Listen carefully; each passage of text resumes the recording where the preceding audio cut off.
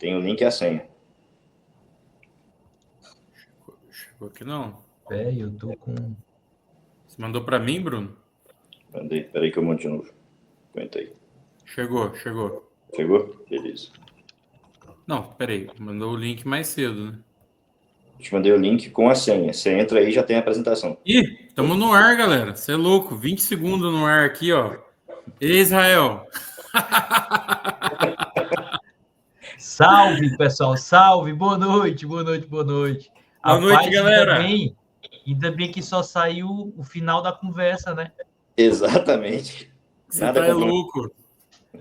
Você tá louco. Israel quer isso, cara. Quer acabar com nós. Quem sabe faz ao vivo. Ô, louco. E aí, voltou? Ô, louco. Apareceu, pô. Boa noite, pessoal. Boa noite a todos. Vai trocar o microfone dele, já era. Boa noite, galera. Vamos com mais um dia aí de live. Mais um dia de live hoje com um tema fera demais, o tema de hoje. Galera que, principalmente a galera do Sudeste aí, tema fera demais, tá? Muita gente tá atendendo diariamente, né? Cirag aí, sem que pau. Ó a gripe aí. Hoje... Fala em gripe aí, que dá um espirro aí.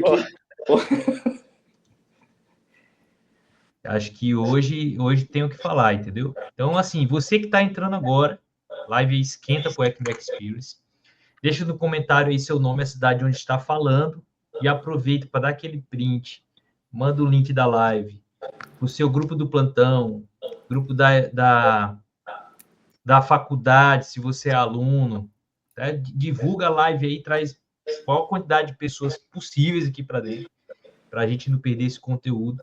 Hoje com um convidado de peso, cara que eu conheci há um pouco mais de um ano aí, né? Tinha mentoria semanal e foi uma satisfação muito grande conhecer essa fera. E é isso aí. Seja bem-vindo, Bruno.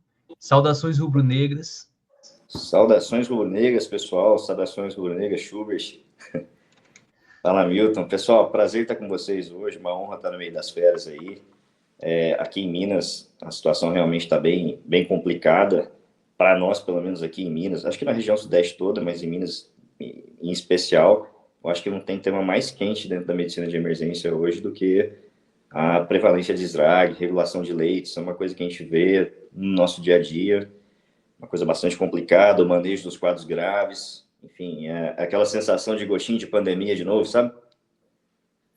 Cara, Tá repreendido falar de pandemia, cara, mas é a sensação que realmente a gente tá nessa margem aí. Vários estados decretando emergência, né? Minas foi o primeiro. Ontem, o Rio Grande do Sul decretou estado de emergência. E eu tive recentemente num curso, né, aí que o pessoal de saúde pública está comentando, que a pandemia da gripe aviária é questão de tempo, né? Então eles já estão com tudo engatilhado para começar a pesquisar e o Brasil teve um caso recente aí de transmissão de gripe aviária, o H5, né? Então a gente está meio alerta aí, né? O negócio está estranho. Em Minas eu brinquei hoje com um colega, é um déjà vu de pandemia pra gente, cara. É a primeira vez, realmente, depois do fim da pandemia, que a gente está sentindo na pele, regulação de leito difícil, criança, cara, população pediátrica muito afetada.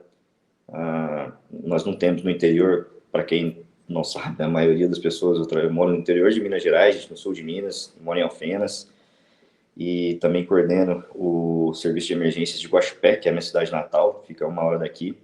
Então, assim, o caos se instala muito facilmente aí. Eu acredito que tem muitos emergencistas aí que estão exercendo esse pilar da emergência, que é a gestão, né?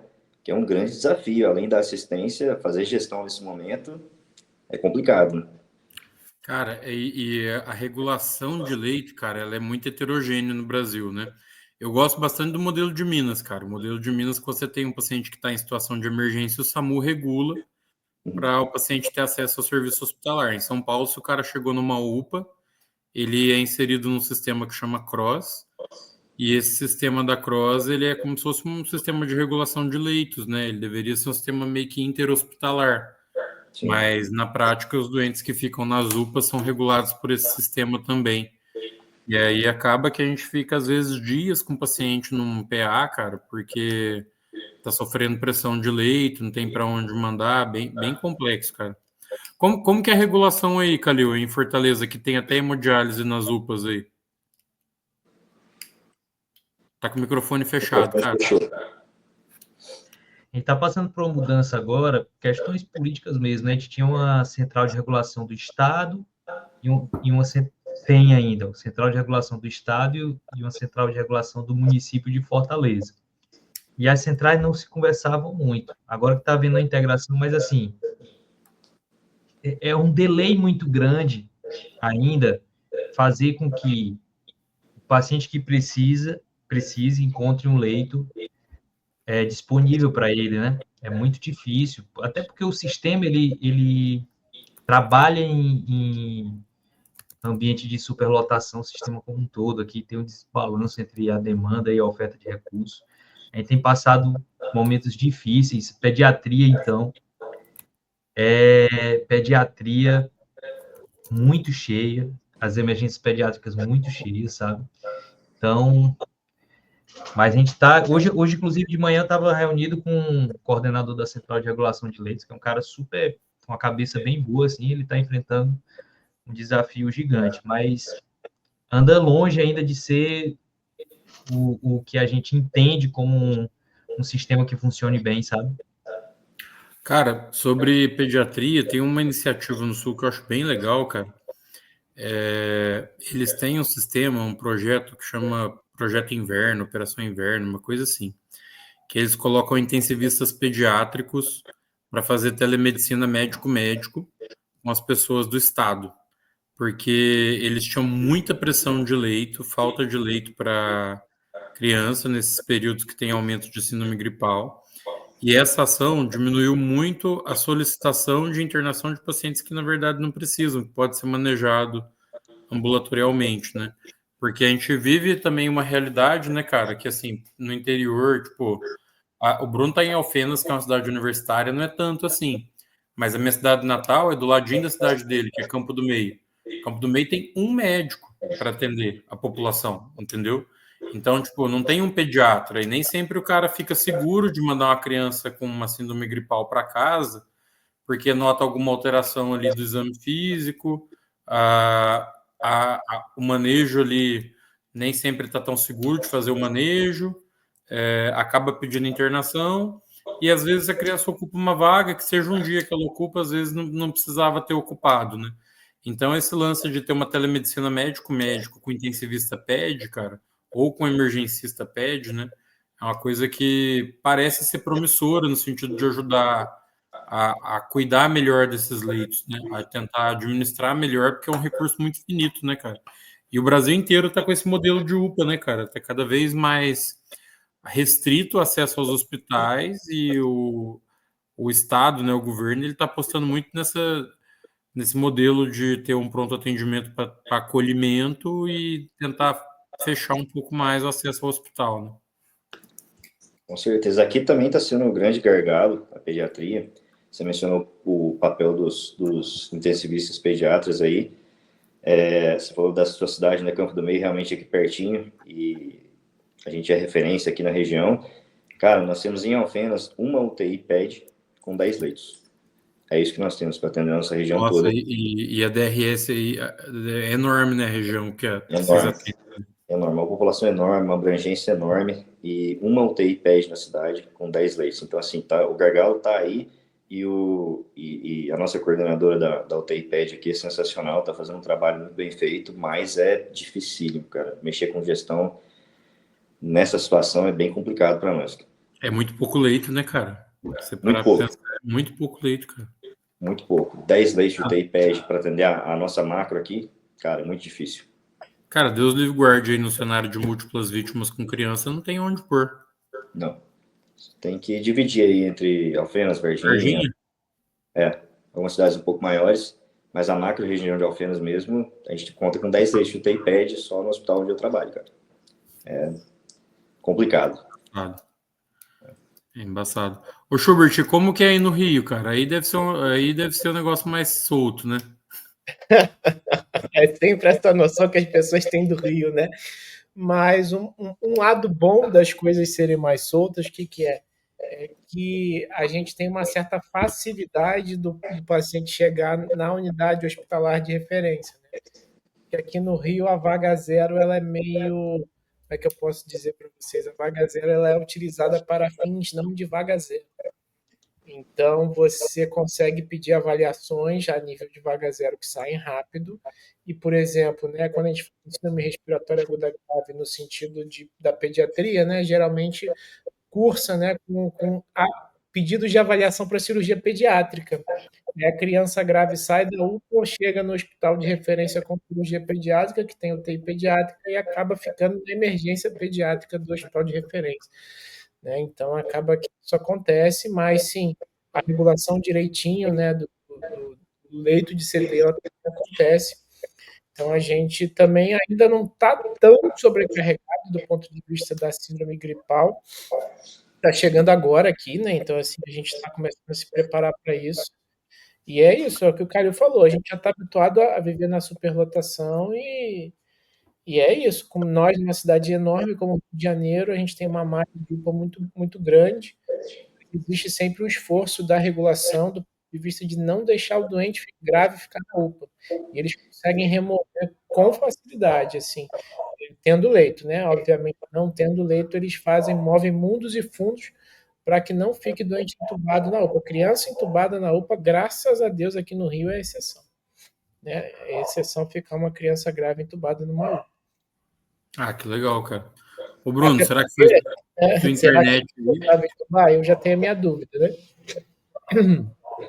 Ô, Bruno, não sei se foi sua internet aí, mas deu um apagão aí. Tá funcionando bem tua internet? Tá tranquilo? Não voltei, eu tinha fechado a janela para ver a apresentação aqui, tudo bem. 100%. Ah, não. Beleza. Galera, hoje, então, assim, a gente já tá vendo que vai ser importantíssima a live de hoje, né? E a live vai ficar gravada aí para quem quiser assistir depois. Lembrando que a ideia nossa aqui é, através da educação médica, né, a gente conseguir instrumentalizar todo mundo que está participando da live aqui conosco para entregar para o doente um cuidado melhor. Então, se vocês puderem aí compartilhar a live, chamar os colegas, jogar no grupo da residência, é importante a gente fortalecer esse movimento aqui para a gente ter mais pessoas tendo contato com o conteúdo, né, e podendo interagir conosco, enriquecer a nossa discussão, né. E lembrando que esse é mais um evento, né, mais uma aula aí que é um esquenta para o ECMO Experience, que vai ser o evento que a gente vai realizar aqui em Campinas, no feriado de Corpus Christi, em junho. A gente ainda tem algumas vagas para os cursos de POCUS. Vai rolar um TDAC com os americanos. A gente vai ter o The Difficult Airway Course com o Eric Lauren, Paul Cooperman, Dale, que são os caras da UC Davis lá, do Fellow da Universidade da Califórnia, do Fellow de Via Aérea. E a gente também vai ter um curso de bloqueio guiado por ultrassom e um curso de focos, né, um curso de focos cardíaco aí, onde a gente vai ter também a presença dos chefes do Fellow de POCUS da UC Davis. Galera, oportunidade imperdível, assim, de vocês, além de terem um conteúdo de alta qualidade, construir um networking aí com esses caras para, quem está na residência tentar desenrolar um estágio, ou de repente tentar desenrolar nem que seja uma aula para a galera da residência, tá mais próximo desse pessoal e também da galera que vai estar no ECMO Experience. A gente vai ter aqui Nicole, Calil, Schubert, Julie, Osmar, Tambelli, Renato Melo e mais alguns outros nomes da medicina de emergência brasileira que são importantíssimos aí para a gente conseguir entregar valor em saúde para os doentes que nos procuram no pior dia da vida deles, né? E aí a gente ainda tem a aula surpresa. A gente ainda não, a gente não vai revelar o ganhador, mas a gente vai ter uma aula surpresa, né, para encerrar o evento. E essa aula vai ser a aula do ganhador do torneio que a gente fez. Todas as aulas muito boas, vocês viram várias aqui já. Então, assim, não percam a oportunidade de estar conosco no ECMA Experience aqui em Campinas, galera. Hoje falta um mês, né? Um mês certinho, Um 30 mês dias. exato. E olha só que legal, assim, nós estamos com pouquíssimas vagas já no curso de ultrassom, então está acabando, pessoal. Se você está pensando se você vai comprar ou não, galera, acho que tem quantos, Calil? 5? Acho que são 5, né? Só Não, tem 5, eu acho. menos. Tem menos? Então tem menos. Menos vaga do curso de ultrassom aí. E assim, oportunidade ímpar, né? Para tu ter um contato com os gringos. Lembra que o curso é inglês, é bom para tu tirar aquele cursinho, né? Da Wizard do armário, né? O Brasas, a galera da cultura, né? Isso são coisas que é importante a gente pensar. Mas acho que sem mais delongas, né, pessoal? Já estamos chegando aí nos 15 minutos iniciais de live.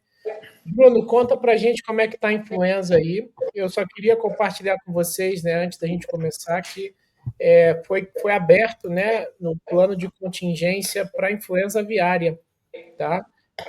Aqui no Brasil, já pelo Ministério da Saúde, junto com o Ministério da Agricultura, e já tem estudo de vacina, né, para influenza aviária sendo feito, tá, pela Fiocruz, o H5N8, que é o que geralmente está circulando justamente para tentar evitar que isso se espalhe e a gente comece a ter problemas sérios com gripe aviária no Brasil. E assim, 2009, quem lembra o que aconteceu em 2009? Calil tinha cabelo de verdade, Calil ainda não era society, né? Agora Calil é nosso apelido society, que ele está aí, ó, com a telha Gostei. gramado, Gostei. Que mancada, cara.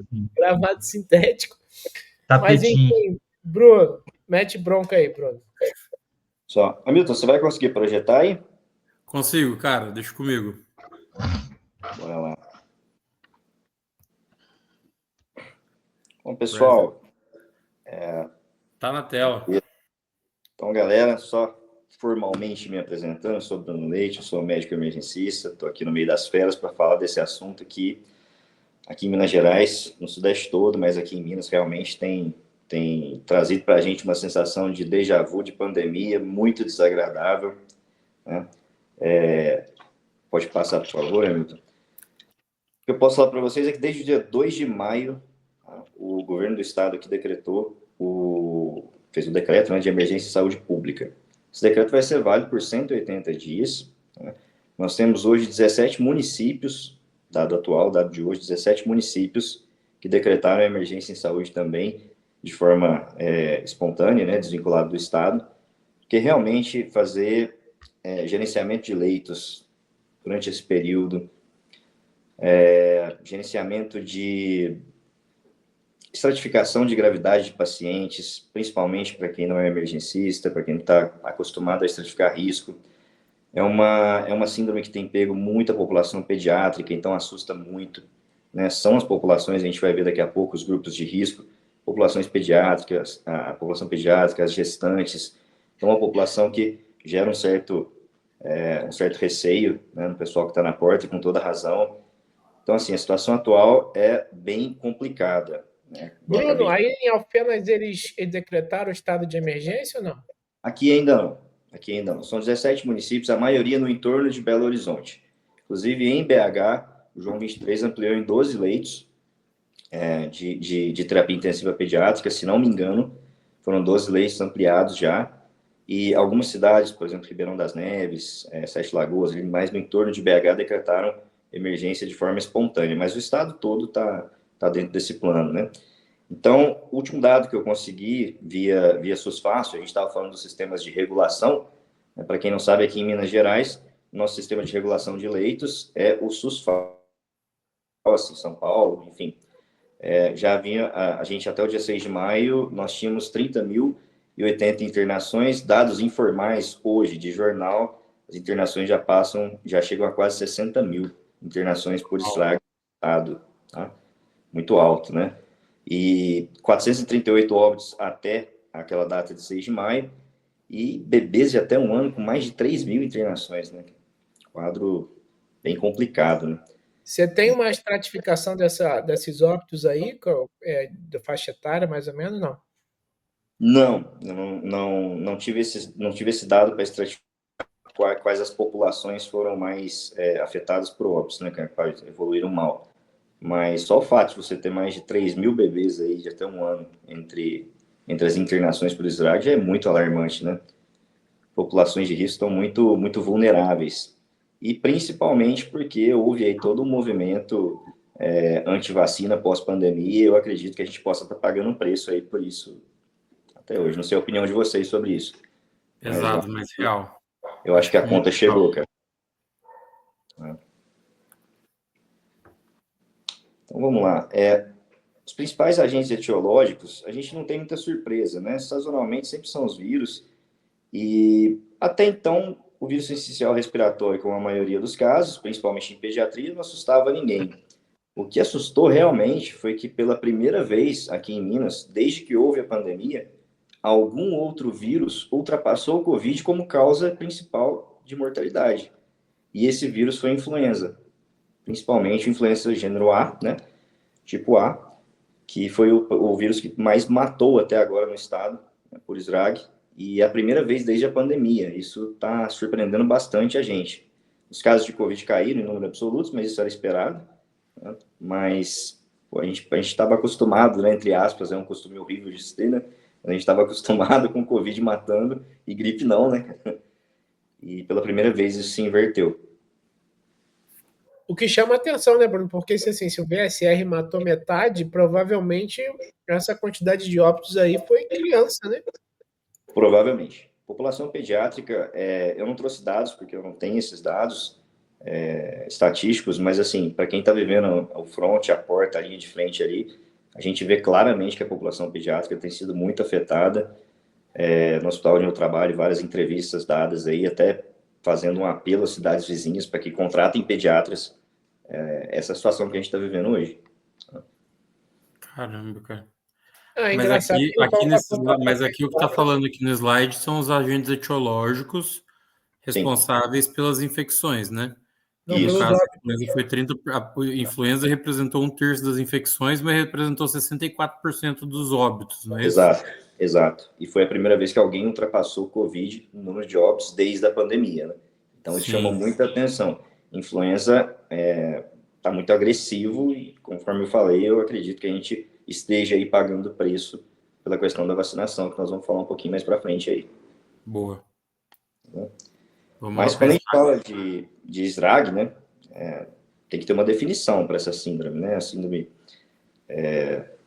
Uma síndrome grave. Basicamente, quando é que eu classifico um indivíduo com SRAG? É um indivíduo de qualquer idade que está internado por uma doença respiratória aguda. Aquele cara que chega normalmente para a gente com uma síndrome febril, né, e a gente vai avaliar uma síndrome gripal, né, e a gente vai avaliar se dentro dessa síndrome gripal ele tem pelo menos um desses sinais de gravidade aí, se ele está taquipneico. E aqui é muito importante a questão da idade, né, a gente lembrar que a taquipneia em pediatria é idade dependente. Então, para algumas populações mais jovens, acima de 60, a gente vai considerar a taquipneia. Isso vai se normalizar ali por volta dos 6, 7 anos, acima de 40, e por volta dos 10, 12 anos, o padrão respiratório já é muito semelhante ao adulto. Lembrar que a taquipneia, para quem está atendendo criança na porta, é o sinal mais sensível para o diagnóstico de pneumonia. Qualquer paciente que esteja hipotenso, claro, né, em relação à sua pressão habitual, desconforto respiratório nem se fala, e entre as criança inapetente, letárgica, desidratada, é um critério de gravidade. Uma coisa muito que às vezes a gente deixa passar. Uma síndrome gripal que provocou uma exacerbação da doença de base é classificada como SRAG. Muitas vezes a gente deixa passar isso, né? A gente trata de repente aí uma descompensação renal, uma descompensação cardíaca, e todo mundo com foco na descompensação cardíaca, e a gente esquece que esse cara tem SRAG, e a gente tem que ficar muito atento com a síndrome respiratória aguda aí. Essa é a definição da síndrome, que é bastante importante. E a gente acabou de falar que pela primeira vez algum vírus, né, ultrapassou o vírus do Covid como causa de mortalidade. Esse vírus influenza. Quem é esse vírus, né? É um vírus que a gente já conhece de longa data. Tem 4 gêneros, A, B, C e D. Só os gêneros A, B e C causam a infecção em humanos, mas gêneros A e B são os responsáveis pela influenza sazonal. Essa que nós temos todos os anos é essa que gera vacinação anual. Só que o gênero A, ele causa quadros mais graves e normalmente a cada 4 ou 5 anos ele gera grandes pandemias. Quando a gente fala do gênero A, a gente tem que pensar em quadros graves e em pandemias. Cobertos pela vacina, tá, gente? Mais uma vez, eu sou bem militante pró-vacina aí. Mas como é que eu pego influenza? Como é que eu transmito influenza?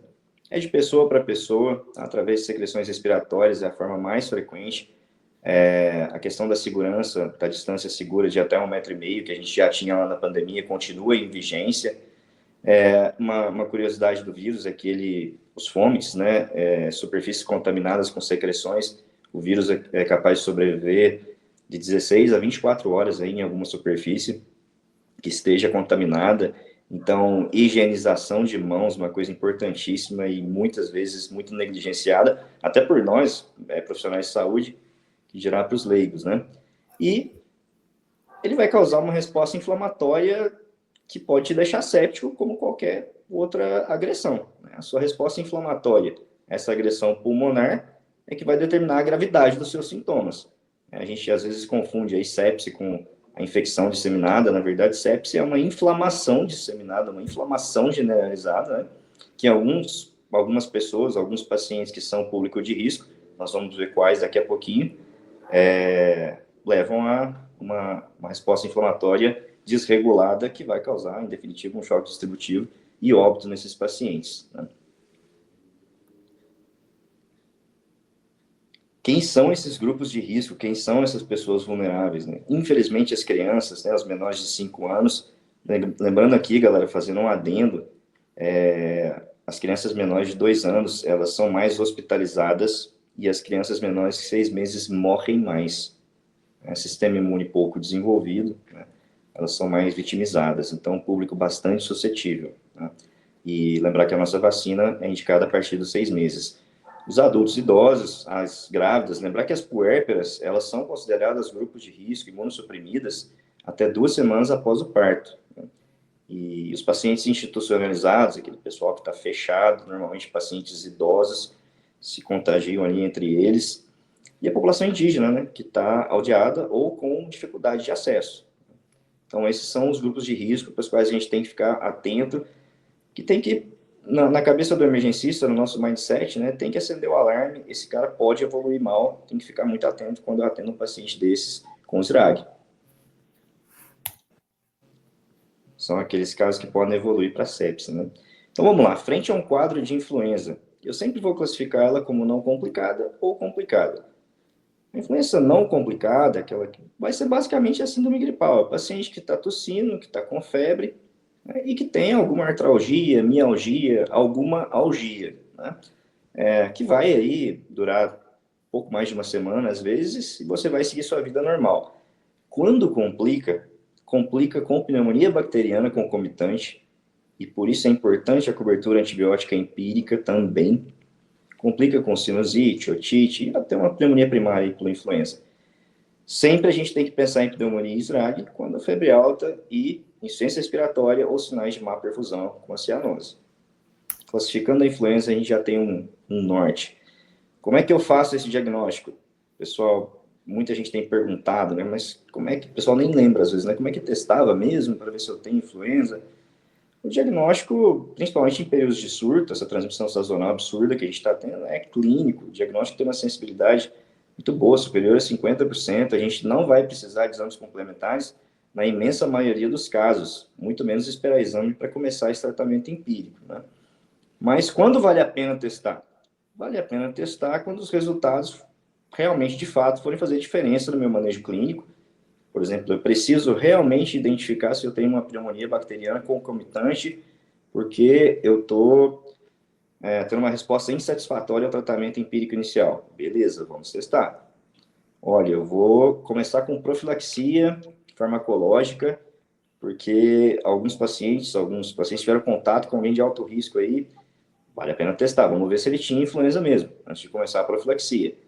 E, para quem é gestor, quem faz saúde pública, a gente precisa de indicadores, não existe gestão sem indicadores. Então, é muito importante realmente confirmar o diagnóstico para isso. Sendo a gestão um dos pilares da medicina de emergência, eu acredito que muitos de nós aí estão nessa posição de gestor, então é bastante importante a gente testar essa população quando a gente quer gerar indicadores. Algum de vocês testa aí? Como é que é a rotina de vocês? Cara, eu tenho passado por um desafio aí que eu hoje estou trabalhando com gestão compartilhada, né? Então, tem várias equipes em vários hospitais. Está bastante heterogêneo, mas o que a gente tem discutido é de se testar aquilo que muda a conduta.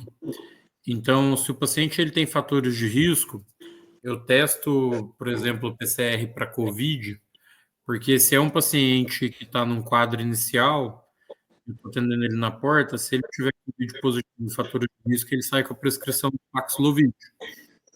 Agora, a influenza, cara, ela tem muito falso negativo, então, se o paciente tem fator de risco, a gente já tem orientado o tratamento empírico com o Oseltamivir, e não testar laboratorialmente, porque se o exame vier negativo, não descarta. Então, porque a gente faz teste rápido normalmente nos hospitais. Então, mais ou menos por aí que a gente tem feito. E todo mundo que interna testa tudo. Faz ali o triplex e testa lá Covid, o vírus sincicial, influenza e H1N1. Se internou, faz painel. Aqui a gente está fazendo painel viral para Cirag, para quem vai internar só. E paciente de risco, e paciente que tem fator de risco e não sabe se é Covid ou não, Calil? Cara, a gente não tem questões mesmo de custo mesmo no hospital. E aí o que acontece? Também por conta do perfil, né? Lá no Hospital Geral de Fortaleza, esse paciente ele não chega para a gente, sabe? Ele acaba procurando outras unidades, UPAs, unidade de menor complexidade. Essa unidade diferenciada, né? A gente tem uma triagem, né? Então ele não entra para atendimento, esse tipo de paciente. Então, eu não sei como é que está rolando em UPA, mas assim, eu acredito que UPA não tem disponibilidade de teste para paciente sem CIRAG, não, sabe? A última nota técnica aqui da secretaria era para testar CIRAG. Vai tudo mais ou menos nessa mesma linha, né? Depois você testar só para o CIRAG, até para ver se vai precisar perfilizar unidades ou não, como uma técnica de vigilância, né? Eu sei que está rolando um trabalho, tem um comitê específico para isso aqui no Ceará. A secretária de saúde é infectologista, né? A secretária de saúde vigente. Então, eu bati no papo com ela hoje de manhã, no aniversário do Hospital Geral de Fortaleza. Existe um comitê trabalhando para isso, dentro da secretaria, e deve sair uma nova nota técnica nos próximos dias aqui para o Ceará, sabe? Então, pode ser que muito provavelmente, essa nota técnica ela vai ampliar a testagem, tá? Provavelmente vai ampliar a testagem. Mas, perfeito, no momento, só CIRAG mesmo. E tem realmente muito sentido, você vê que as condutas batem normalmente, né? E tem o respaldo científico. Se a gente for fazer PCR, né, que tem alta sensibilidade, especificidade boa, é um exame caro. O Calil mencionou a questão dos gastos, e realmente a gente tem que se preocupar com isso. Não é disponível, pelo menos eu não tenho aqui. Né? O que a gente tem é o teste rápido, igual o Hamilton mencionou, mas ele tem a sensibilidade muito baixa. Então, um exame, entre aspas, de rastreio com sensibilidade baixa, a gente perde qualquer sentido em fazê-lo, né? Se o cara está bem, clinicamente bem, e o tratamento vai ser ambulatorial. Cultura viral... aquele negócio, né, cara? Tipo, se você fizer um teste rápido e ele vier negativo num cara com fator de risco, você vai deixar de tratar? De forma alguma. Não vai. Exatamente. É um exame meio inútil, se for ver. Sim. Está amplamente disponível, mas realmente com uma utilidade bem questionável. Cultura viral, vocês já viram fazer em algum lugar? Eu, particularmente, nunca... Só para vigilância mesmo, é a recomendação do Ministério da Saúde, só para questões de vigilância em saúde. E o diagnóstico diferencial, que a gente mencionou aí, questão do Covid e tal. Bom, para quem está na porta, eu quis trazer uma coisa mais clínica, assim, né? Lembrar, gente, não custa nada, né? Covid vai cursar muitas vezes com distúrbios olfativos, né? Ou do paladar, não estou sentindo gosto, não estou sentindo cheiro. Sintomas gastrointestinais são bastante mais frequentes em Covid. O vírus sincicial respiratório vai causar bronquiolite viral aguda, lá é mais comum em crianças. Se há um rinovírus, vírus resfriado comum, os sintomas vão ser bem mais leves. E se é uma pneumonia bacteriana, espere um paciente normalmente mais toxemiado, com tosse mais produtiva, bastante febril, dispneico. É claro que isso não fecha diagnóstico para nada, o diagnóstico das viroses, do ponto de vista clínico, é muito difícil, né, você diferenciar, mas só relembrando a galera que está na porta do que pelo menos eu devo esperar como emergencista que está na porta e começar a pensar em uma causa ou outra, né? Boa. Quais antivirais nós temos disponíveis? Eu trouxe esse slide para fazer uma pergunta a vocês. Vocês têm disponível e usam o Relenza? Não. Pois é. Eu tenho um pneumologista que me disse que o Relenza está disponível, eu não sei onde, na rede pública não está. Né? Mas ele é descrito, né? Bom e velho Tamiflu segue aí, né? Guerreirão está aí com a gente há algum tempo já. Então, use o Tamiflu 75 miligramas, lembrar que posologia recomendada de 12 em 12 horas, por 5 dias, iniciado sempre nas primeiras 48 horas. A gente sabe que tem benefício se iniciado mesmo após essas primeiras 48 horas, mas o recomendado é que você inicie de forma mais precoce possível. Lembrar que o Tamiflu deve ter sua dose ajustada em 2 situações, né? Pacientes renais crônicos com clearance diminuído, né? Então você calcula de acordo com o clearance, principalmente quando o clearance está abaixo de 30 ali, a gente vai reajustar a dose. E em pacientes pediátricos, né? Vai de 3 miligramas quilo dia aí a dose, sempre de acordo com o peso, isso até os 12 anos da pediatria. A partir dos 12 anos, posologia de adulto.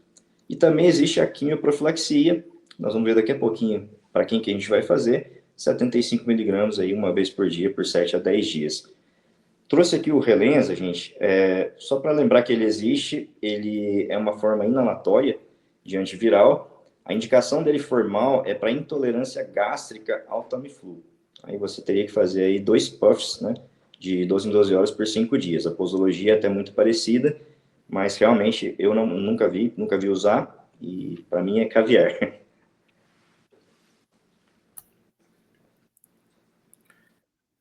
Mas vamos lá, quem chega para a gente chega com síndrome gripal na porta, né? Vai ser aquele cara febril, que está com tosse, alguma algia da vida aí, e ele tem síndrome gripal. Bati o olho nesse cara, emergencista, classifica. Esse cara tem sinal de gravidade? Sinal de gravidade aqui, eu estou falando de dispneia, desconforto respiratório importante, está desaturando, ou se ele exacerbou alguma doença pré-existente.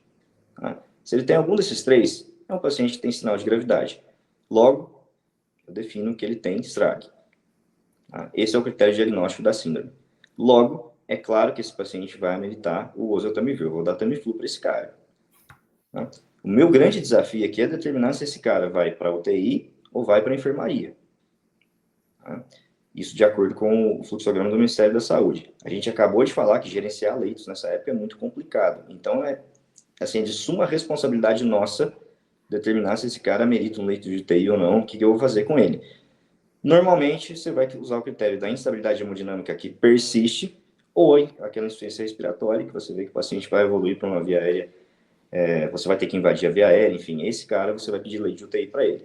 Do contrário, enfermaria, e o tratamento é basicamente o mesmo, tá? Tamiflu, antibiótico terapia empírica? Sim. Tá? Para quadros graves, existe a indicação de antibiótico terapia empírica, porque a concomitância de pneumonia bacteriana é alta. Tá? Vamos hidratar, pedir exame radiográfico, a radiografia vai vir totalmente inespecífica, como sempre. Eu, ultimamente, tenho usado muito mais ultrassom para avaliar pulmão, mas aí é uma coisa mais de emergencista, acredito que vocês também, não sei. E lembrar que a SRAG é uma doença de notificação compulsória em todo o país. Então, os dados que nós temos hoje, além de serem muito alarmantes, eles são muito reais, né? Se a notificação é compulsória, dificilmente a gente vai ter uma notificação mais baixa de casos, né? Agora, se ele não tem sinais de gravidade, pronto, é uma síndrome gripal comum e corrente aí, que a gente trata sempre. Você vai avaliar se ele é pertencente àquelas populações que eu mencionei anteriormente com fator de risco, ou se houve algum sinal de piora no estado clínico dele. Se o paciente está bem, bom estado geral, jovem, rígido, sintomáticos, vai para casa, bastante hidratação oral e aguenta que passa. Mas se ele for membro de alguma população de risco ou evoluiu com uma piora do estado clínico, mas não uma piora considerável, não é um paciente SRAG, oseltamivir e medicações sintomáticas. Só que aqui, como todo paciente que tem uma pneumonia, supostamente aqui de origem viral, eu marco um retorno para ele em 48 horas, eu vou reavaliar esse paciente para ver se ele não evoluiu com o SDRAG. Basicamente, gente, só não vai ganhar o Tamiflu o cara que tem um quadro leve, uma síndrome febril, uma síndrome gripal, perdão, que é um quadro leve e que não pertence a nenhuma população de risco. O resto vai ganhar Tamiflu de forma empírica, right? Vocês têm mudado alguma coisa nessa conduta? Como é que vocês têm percebido aí isso?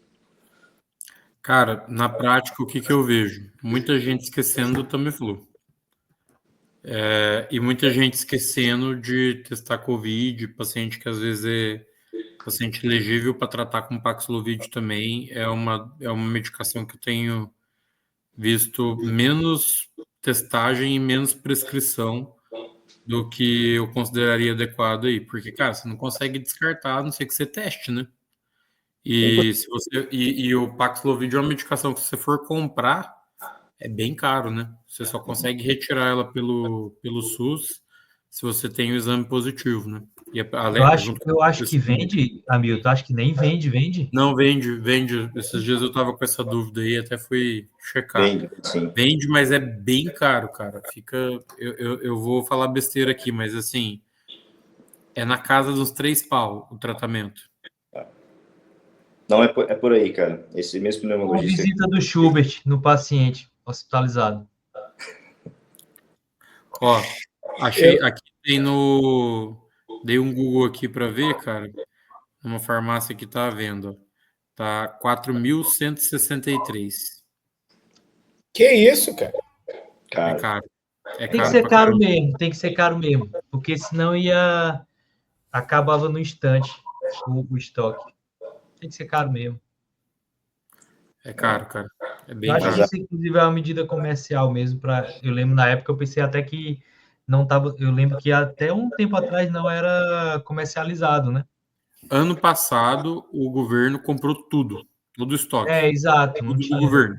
Esse ano liberou para venda, só que assim, se você tem o exame positivo e a prescrição médica, você consegue retirar pelo SUS. Se você não tem o exame positivo e você quer comprar, você pode ir na farmácia comprar com a prescrição médica. Mas aí é É, bem salgado, né? Então, eu assim, acho. só que você vê, cara, a maioria das pessoas. O que aconteceu? Na pandemia, como a gente começou a ter muito caso, muito paciente com Covid, a gente começou a fazer o diagnóstico clínico e não testar mais nos hospitais porque estava superlotado, a gente tinha uma pressão muito grande de produtividade médica. Isso se acalmou, mas se aculturou não fazer teste de Covid no hospital, né? Acabou se tornando uma coisa cultural você fazer o pedido do teste e mandar o paciente embora para ele testar ambulatorial. O grande risco disso é o cara não voltar, né? Que esse cara ele pode não voltar, ou ele pode, ou ele pode de repente até voltar e estar com o exame positivo, mas perder janela de tratamento, né? Porque se ele piora a gravidade, tem indicação de internação, ele já perde o benefício, porque a droga é justamente o benefício maior dela é diminuir a taxa de internação, né?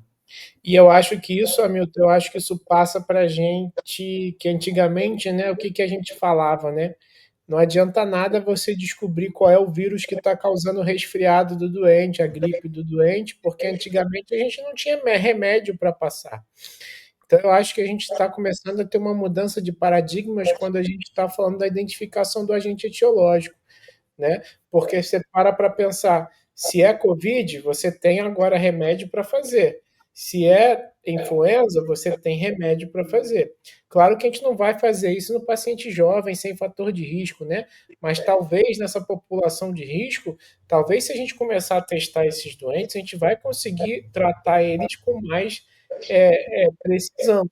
Então, nós estamos mudando uma mudança de paradigmas total. Eu acho que desde a última pandemia de 2009, né? Não, 2009, influenza, que a população correu atrás do Tamiflu, acabou o Tamiflu nas farmácias, teve que ser contingenciado. Aqui no Rio, por exemplo, eu lembro que era bem pequeno, a gente tinha que o Tamiflu estava sendo distribuído pelo Corpo de Bombeiros, porque assim você tinha que ter uma receita médica, foi uma loucura.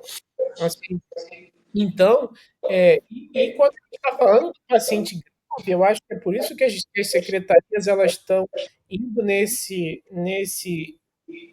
esse destino, né, essa ideia de você testar o paciente com drag, porque se a gente for olhar para a evidência científica, e isso foi o que causou grande confusão no início do Covid, da pandemia, né, que eu lembro que a gente estava discutindo bastante isso, pneumonia viral era contraindicação de você fazer uso de corticoide no doente internado. Né? Então, influenza e corticoide, a gente tinha evidência muito grande que isso aumentava a mortalidade no doente. E aí veio a pandemia do Covid e a gente começou o Covid falando que não pode fazer corticoide. Eu lembro disso como se fosse ontem. Até foi questionado o etomidato por causa dessa questão do corticoide na intubação do Covid. E aí, logo depois, a gente tem o quê? Uma evidência que diz que o corticoide é o tratamento do Covid. E aí, agora que está tudo circulando, e aí, como é que eu fico? Estou com um doente grave, com os drag na minha frente, vou fazer corticoide, não vou fazer corticoide, vou fazer Tamiflu, o que eu faço para esse doente? Então, por um lado, a gente aumentou a segurança dos pacientes, isso é fantástico, né, do ponto de vista do armamentário diagnóstico, mas, por outro, a gente está com medicina mais cara, uma medicina que precisa de testagem, e as instituições, né, as secretarias de saúde e nível de saúde pública vão precisar disponibilizar o teste de influenza como disponibilizaram o teste do Covid nessa situação. Então, eu fico bem preocupado, porque hoje é rotina, internou no CTI com pneumonia e ganhou corticoide. E aí eu estava até tentando rever aqui rapidamente as evidências do corticoide na pneumonia viral. Na época lá da influenza, lá atrás, aumentava a mortalidade. Tem estudo atrás de estudo atrás de estudo que influenza não pode fazer corticoide. E agora? Porque às 3 da manhã, no PS, acabou de entubar um doente com gripe. O que tu vai fazer? Aí tu vai fazer um diagnóstico epidemiológico, vai ver o que está circulando mais. Volta lá na epidemiologia que o Bruno botou, Hamilton, no slide.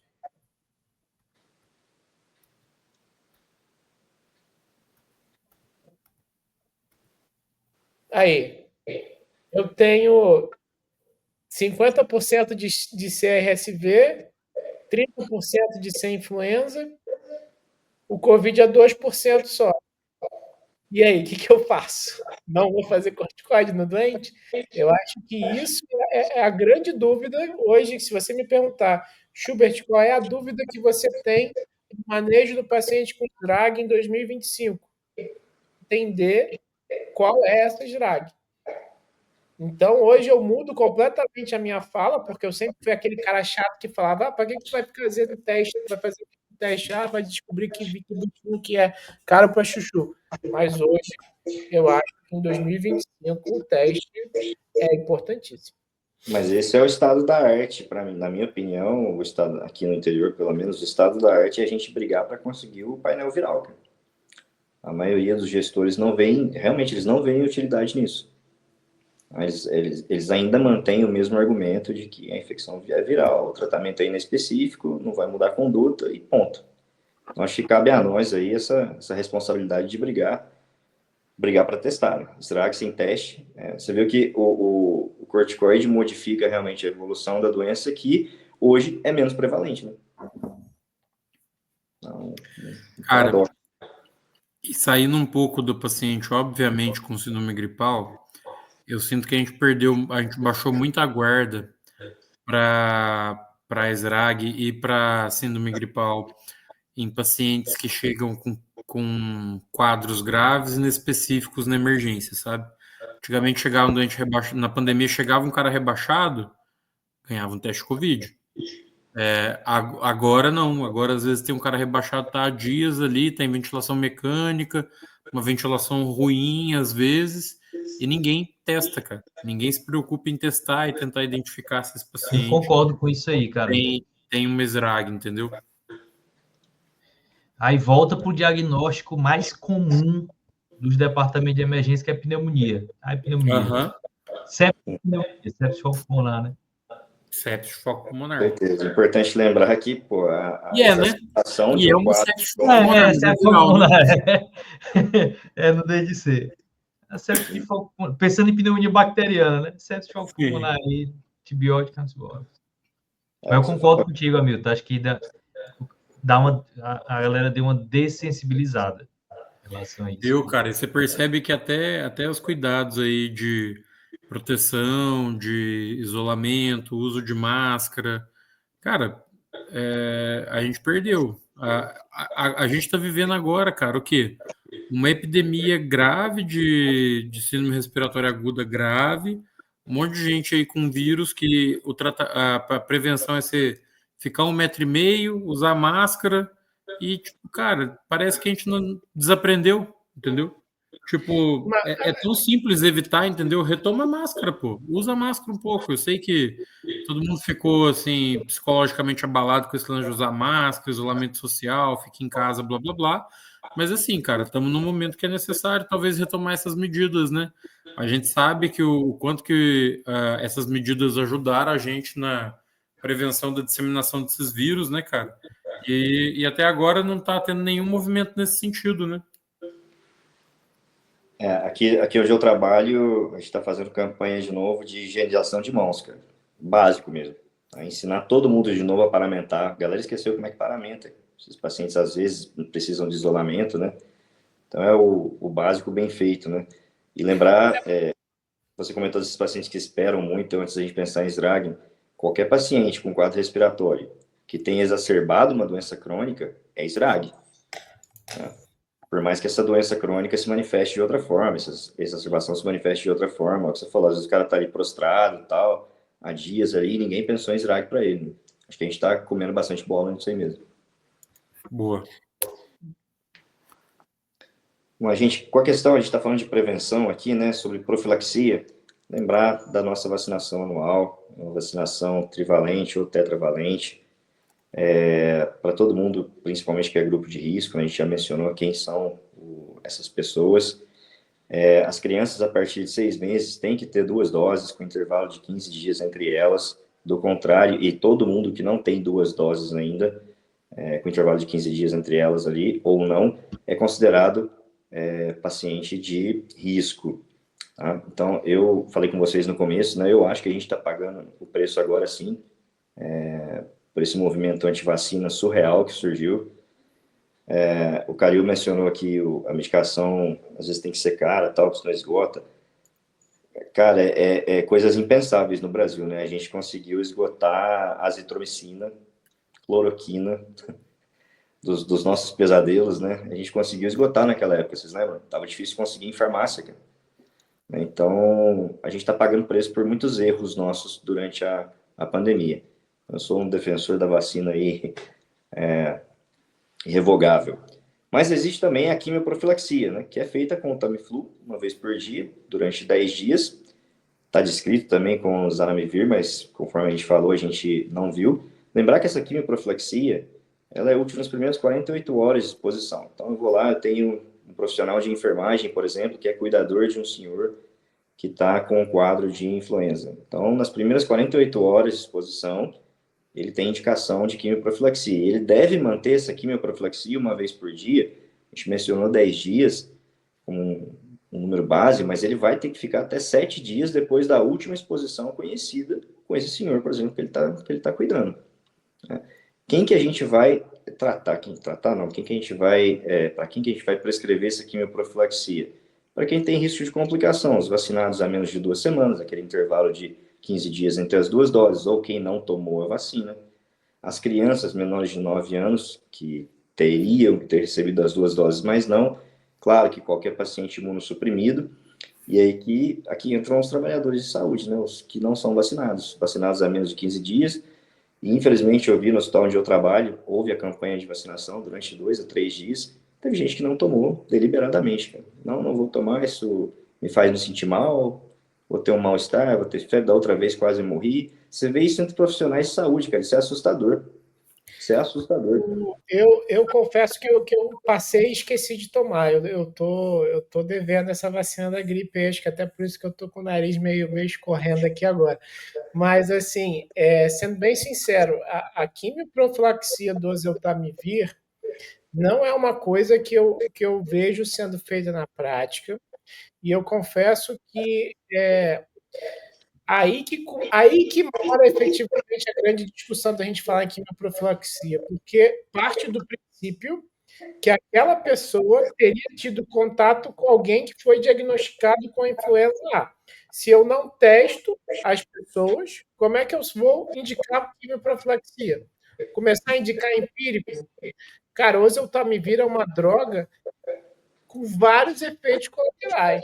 Não é uma droga simples, né? Não é tipo de pirona que você tomou, tá tudo bem. Não. É uma droga que tem vários problemas associados ao seu uso. Eu lembro disso porque eu tive quando eu tomei, então eu fiquei meio com trauma de oseltamivir, porque eu fiquei mal em 2009, quase internei com gripe, né? Mas é essa a discussão, né? É essa a discussão. Você Testar e prescreve testar e testar, né? ô Bruno? Confesso que não prescrevo. Tá? Não por vontade própria, não é que deliberadamente eu não prescrevo. Não é algo que eu vejo ser prescrito também, está na mesma situação que você. Mas vamos lá, exemplo prático aí, na prática, para um trabalhador de saúde aí que escolheu não se vacinar esse ano. E ele foi lá e fez a intubação, sei lá, sem EPI adequado, ele teve contato ali com secreção respiratória do paciente. A gente está sem diagnóstico. Alguém prescreveria quimioprofilaxia? Não. É foda, né? Não. Não, assim, o cara não se vacinou porque ele não quis, ele não usou EPI porque ele não quis, meu irmão. Ele, se ele quiser, ele prescreve para ele mesmo, pô. Vou ficar prescrevendo e dar trabalho. Pelo amor de Deus. A gente vê acontecer só todo dia, né? Intubação sem EPI, no cara que falou, não vou tomar vacina não, que me faz mal. É dose, cara, é complicado. Mas é isso que você falou, o painel viral é uma realidade que tem que ser... Falar em painel viral, como é que é a realidade de vocês aí? Vocês têm... Vocês cessam Covid, vírus sincicial, é de praxe, é barato para vocês, é tranquilo, vocês solicitam e não tem nenhum barato não é não. do gestor? Barato não é não, eu sei exatamente quanto é que é. Você tá numa função aí que... Quanto que é, Calil? Quanto que é? Cara, no nosso contrato sai a 780 e pouco aí. Mas Aqui aí no então você Rio está fazendo o painel viral ampliado, né? Painel viral ampliado. Ampliado, que o painel viral quadriplex ali que testa H1N1, vírus sincicial, influenza A e B, ele sai mais ou menos uns R$150. São tipo E aí, são 42, 43 o quê? testados. Esse aqui lá. no Rio Cara, é é ampliado, né? e aí, cara, você acha que faz sentido fazer esse tão ampliado assim? Porque assim, ó, Cara, acho que não. Acho que não. não muda sério. conduta, né? Esse exame, painel viral ampliado, cara, ele foi uma coisa que me deu muita dor de cabeça quando eu estava num outro trabalho aí, porque as pessoas pediam de rotina, é um exame caríssimo, e que não mudava a conduta. O quadriplex, ele sai um quarto, um quinto do preço, e que você vai gastar aí mais ou menos R$150, e aí você vai pedir só o SARS-CoV separado, que vai ser mais uns 150. Mentira, vai ser mais uns 70 aí quando você soma tudo. Você vai gastar uns R$220 ao invés de você gastar 800, né? Então, eles são os exames que mudam a tua conduta, né? Os outros 38 vírus que você pede é só para você saber o nome e sobrenome. Mas vem cá, Só faz dizer, tem isso. Faria sentido que você estivesse dentro de uma enfermaria e várias pessoas estivessem com um vírus que você não sabe qual é, para efeitos de você tentar entender que vírus que está sendo disseminado dentro daquele serviço ali, né? Que não é esperado, né? Agora, no caso de entrada de paciente, o quadriplex já supre bem, né? Só repete aí, meu. Sem Teu dúvida. quadriplex tem quais? Influenza A, B... Influenza A, B, vírus sincicial respiratório e H1N1. Beleza. No que a gente viu da nossa incidência ali, da epidemiologia, cobre tudo, né? E o pior, cara, é que no privado, na hora de você cobrar isso, o que acontece? Esse ampliado que o Calil coleta de R$700 e o quadriplex, eles têm o mesmo código TUS. Então, o convênio, ele te paga o mesmo valor pelos dois exames, pelo que custa 120, Exatamente. 150, e pelo que custa 700. Então, você fazer o que custa 700 só aumenta o teu custo, porque as próprias operadoras elas já entendem que, assim, você está fazendo o que você quer, porque não muda a conduta, entendeu? Então, é importante ter ciência disso, porque às vezes está fazendo um exame que, no fim das contas, não agrega nada para o doente e aumenta o teu custo operacional, né? Até por isso que a gente restringe muito a só CIRAG aqui, né? É um contrato vigente que acaba ano que vem, no final desse ano, e aí tem que... E como você falou, a conta que tem que fazer é que, tipo assim, falando de gestão pública, tudo é um termo de referência bem feito para licitação, né? Então, na hora de elaborar o termo de referência, aí, ao tempo que a gente faz um exame, a gente podia estar fazendo 5, né? Com o mesmo custo. Tendo o mesmo desfecho, o mesmo impacto assistencial, né? Sim. Realmente, o impacto que o emergencista pode fazer na gestão é imensurável, né? Esse é um pilar bastante negligenciado pela gente ainda, né? Infelizmente. É igual né? essa semana eu assinei um parecer técnico desfavorável de um bugie que não servia para nada. Mas, tipo, tinha um ata de serviço lá para comprar 1.000 peças do bugie macarrão. Aí... A título de curiosidade, era o bugie azul? O azul, cara. Uma merda aquilo ali. O roxo. Desculpa afogar o roxinho. O roxinho. O roxo é triste. Tirei, inclusive, uma foto do parecer, cheio de orgulho. Não serve para nada, cara. Uma marca chinesa. Cara, eu impedi uma compra que foi um baita impacto, que era gigante. Uma compra de material de Quick Track, que ia para uma unidade, que eu falei, cara, vamos treinar a galera a fazer crico cirúrgica, né, cara? Você tem vários estudos. Eu impedi essa também. Aqui. E um kit desses de crico por punção aí custa, sei lá, quase 1.000 pila, né, cara? E é uma grana 900 e pouco, pô. E, cara, não aumenta a segurança, não aumenta a velocidade do procedimento, não aumenta a eficiência do procedimento. É muito melhor usar esse dinheiro para treinar os médicos a fazer manejo de via aérea com segurança, saber usar uma máscara laríngea, saber entubar e saber fazer crico cirúrgica, né? Exatamente. Com certeza uma lâmina 10. Uma hora de live, hein, galera? Uma hora de live. Vamos seguir, hein? Bora. Bom, galera. A gente terminava com a profilaxia, galera. Obrigado pelo espaço aí, mestres. Schubert implodiu aí a live. Implodiu a live, cara. Não, que implodiu a live. Gente, mas semana passada foi tão bom que ele não tava, cara. Vocês são fogo, hein? Vocês são fogo comigo, cara. É muito bullying. Vou falar uma coisa, cara. Os cabelos que você encontrou, o Schubert tá perdendo. A cada live a testa do Schubert tá maior. Cara, tá com a testudo pra cacete mesmo. A cada live tá maior. Eu não me sinto seguro para rir disso. Então... Ô, Bruno, a gente aqui é grama natural, não é grama sintética, não. Igual tapetinho. cara. E é meu, pai, tá aqui. Pô, minha sogra veio aqui esse final de semana, só um comentário sobre isso. Minha sogra aí, tem pão que ela não vinha aqui, né? Ela veio aqui e me viu agora, ela perguntou.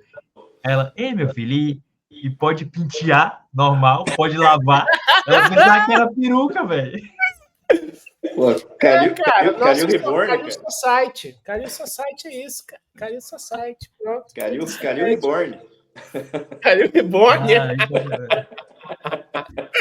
Me perguntou. Porque, pode lavar, pentear e tal. Eu falo isso em quase toda live. Assistam o vídeo do Fantástico do Conhecimento da ME no Brasil. Você vai ver o Calil com cabelo. Aí você veja a história de Calil. Aí ele perde o cabelo. Aí ele volta a ter cabelo em 2025. Daqui um tempo, a história da medicina de emergência vai ser dividida nessas fases. Calil com cabelo, Calil sem cabelo, Calil com tapetinho. Calil Society. Cabelo Society. Galera, queríamos agradecer Vocês demais. São muito idiota, bicho. Vocês são muito idiota, sério mesmo. Eu não sei porque eu sou amigo de vocês, não, sério mesmo. Vocês são idiota pra caramba, velho. Society. Cara, tu tá ferrado. Eu vou usar isso pra resto da sua vida agora. Ele melhorou com tapetinho. Aí é brabo. Tapetinho, Society. Tapetinho. Falar em tapetinho. Domingo tem Flamengo e Palmeiras no tapetinho lá de São Paulo, nós vamos ganhar. Ô, deixa eu perguntar uma coisa, cara, uma curiosidade aqui. Na hora de plantar o cabelo aí, você escolhe os fios que você quer branco e os fios que você quer coloridos? Como é que é? Não, é aleatório, velho. É aleatório? Aleatório. Porque eu vi que você Ele, acompanhou não, mas até não o serve, isso é barba aí. importante, ó. Ele, quando ele raspa, ele passa uma tinta para identificar os cabelos brancos. Ele tenta pegar o mínimo de cabelo branco possível, né? Ah, Porque meu o Deus cabelo do branco céu. não tem a mesma, não responde do mesmo jeito do cabelo escuro ainda, Ó, entendeu? se Aí ele tem alguém uma fosse, tinta que joga mesmo para identificar lá, uma parada assim. se alguém Tem fosse coisas que criticar a a gente live só vai dizendo que poder eu falar ao vivo no ECMA Experience, mas tanto eu quanto o Hamilton pensamos em várias coisas para responder isso aí. Com Como é? certeza que não pode ser falado ao vivo. Vamos né? fazer uma sessão no Café Da com Schubert. internet. Ó, tá aí, no Café com Schubert no segundo dia ou no primeiro dia lá, vamos fazer uma sessão de questionamento sobre transplante Não, capilar. com certeza. Calil Emergências relacionadas ao transplante capilar. Se der merda no transplante, na hora lá, sedação, como é e tal. Não, imagina, Tem cara. igual tem aqueles pauta filmes- para isso, tem Aqueles pauta. filmes do Hollywood, né, que o cara vai trazendo o coração no coisa com gelo, tropeça, cai no chão. Imagina se o fio cai no chão, cara. Imagina. Cara, sabe? velho, 11 horas e meia de cirurgia, cara. 11 horas e 30. Brabo, hein? Mais rápido transplantar 6.094 o coração unidades do que foliculares. transplantar o cabelo do Calil. Cara, se alguém ia falar que não aprendeu nada de Srag na live, pelo menos sobre transplante. Aprendeu de cabelo, várias Estamos coisas de sabendo transplante aí. bastante aí. Quem tiver a fim de mudar de profissão. Aproveitar para parabenizar vocês pelo ECMA Experience, hein? Porra, assim... Ô, você vai estar lá, Bruno? Você já se inscreveu? Você vai estar lá? Já estou inscrito, vou estar lá, Radamés vai estar lá, a galera do Bolos de Emergência está até combinando o encontro do grupo do Bolos de Emergência lá. Ah, que legal. Estamos combinando Cara, para Aí sim, da hora.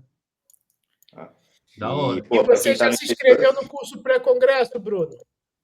TDAC, inscrito. Vai fazer o TDAC, show de bola. Show de Boa, bola. boa. Estaremos lá treinando o CCAA aí. Calil, eu vi aqui realmente, Calil, é pouquíssimas vagas, tá? CCA está treinando falei, aí com a pô. gente. Pouquíssimas vagas para o curso de ultrassom. Tu quer falar sobre o curso, Calil? Cara, eu quero falar sobre o curso de ultrassom. Tá de fato imperdível, tá? Imperdível mesmo. Eu acho que é uma oportunidade até de network, de trocar experiência, né? Eu lembro muito de quando 2013 eu estava no R1, não tinha curso de POCUS aqui no Brasil. E aí o Fred pagou um cara que veio de fora para passar uma semana. Ele era residente de emergência lá.